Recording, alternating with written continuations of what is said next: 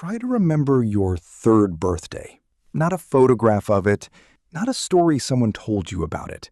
The actual memory, the feeling of being there, what the room smelled like, who was in the room. You can't. Most people can't remember anything before the age of 3 or 4. You lived through thousands of days before you started school.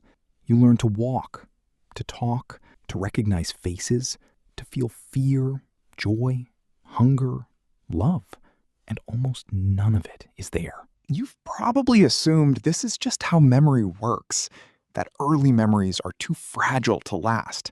That's not quite right. Your brain didn't fail to record those memories. It deleted them. Deliberately, systematically, as part of a process so sophisticated that scientists spent decades trying to understand why a brain would do such a thing to itself. And the answer doesn't just explain your missing childhood. It explains how your brain works right now and why the memories you're making at this very moment might be more fragile than you think. Most people assume that early memories simply fade, the way all old memories eventually do. Time passes, details blur. It's a reasonable assumption, and it's wrong. Because fading and deletion are not the same thing. When a memory fades, traces remain.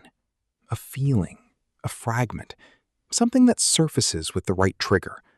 A smell, a song. But your earliest memories aren't faded. They're gone. Not dimmed, absent. The reason has nothing to do with time or fragility. It has to do with construction. Your brain in the first years of your life was not yet built to make the kind of memories you can consciously recall as an adult.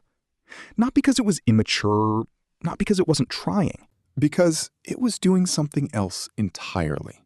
Something far more important than recording your third birthday. It was building itself. And in the process of building itself, it had to tear a great deal of what it had built back down. To understand what happened to your early memories, we need to start with the hippocampus. Think of your hippocampus as your brain's memory recorder, the structure responsible for taking experiences and converting them into long-term memories you can consciously recall. Here's the critical thing. The hippocampus isn't fully developed at birth. It reaches the level needed for stable, long-term memory formation somewhere between ages 3 and 4, which means that for the first 2 to 3 years of your life, the recorder wasn't fully on. Experiences were happening, emotions were felt, patterns were learned, but the mechanism that would have converted those experiences into retrievable memories wasn't ready yet. This is why your earliest memories aren't faded. They were never properly recorded in the first place. Not because nothing was happening, because the equipment wasn't built yet. But the hippocampus is only part of the story, because even the memories starting to form between ages 2 and 4, most of those are gone too. And that's where the second mechanism comes in. Between roughly ages 2 and 10, your brain undergoes one of the most dramatic processes in human biology. It's called synaptic pruning. Think of it as your brain's editing process, the systematic elimination of neural connections that aren't being used to make the ones that remain faster and more efficient. By the time you're 2, you have more neural connections than you will ever have again. And then the pruning begins. Over the following years, your brain eliminates up to half of those connections. The ones that get used survive. The ones that don't, including many early memory networks, get cut. This is the deliberate deletion we talked about at the beginning. Not carelessness, not failure. Your brain made a calculated trade, efficiency over completeness. A faster, more powerful adult brain in exchange for the memories of your earliest years. And there's one more piece, the third mechanism, and this one might be the most surprising.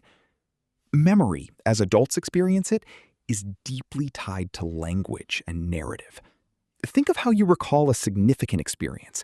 You tell it as a story. beginning, middle, end, where you were, what happened, how you felt, what it meant. But a 2-year-old has almost no language and no concept of narrative. They experience things fully, intensely, in the moment, but they have no way to structure those experiences into the kind of story that long-term memory requires.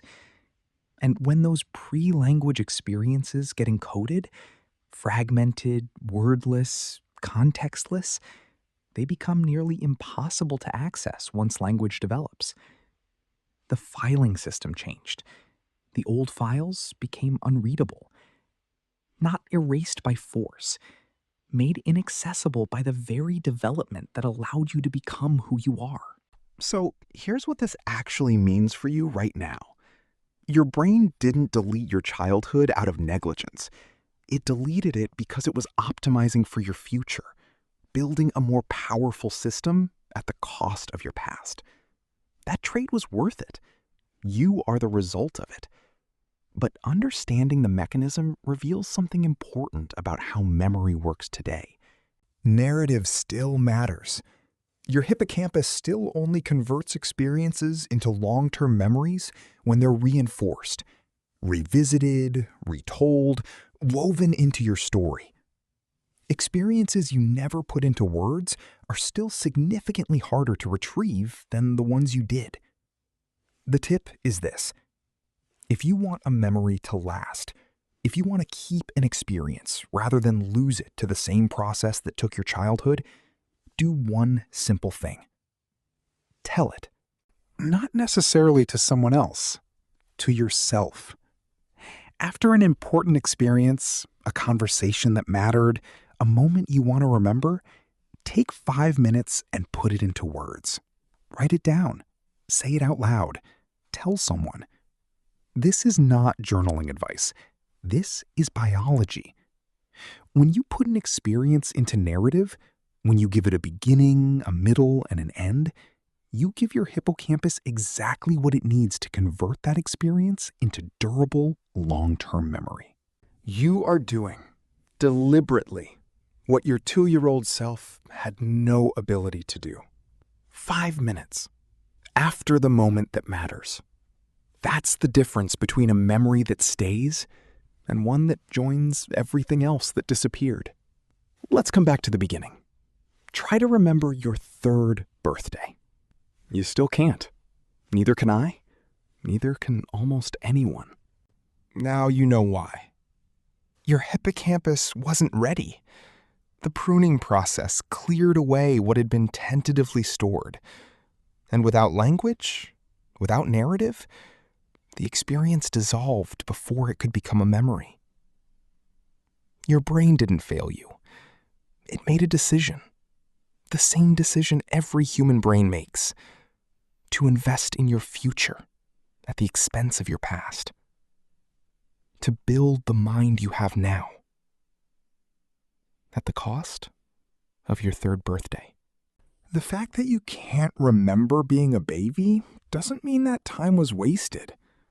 Everything your brain learned in those years, every pattern, every face, every emotional association, every fundamental understanding of how the world works is still in you. Not as a retrievable memory, as a foundation. The years you can't remember made you everything you are. You didn't lose your childhood. Your brain built itself out of it.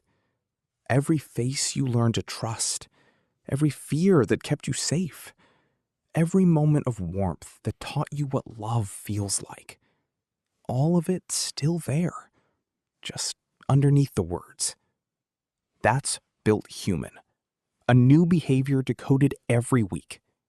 See you next time.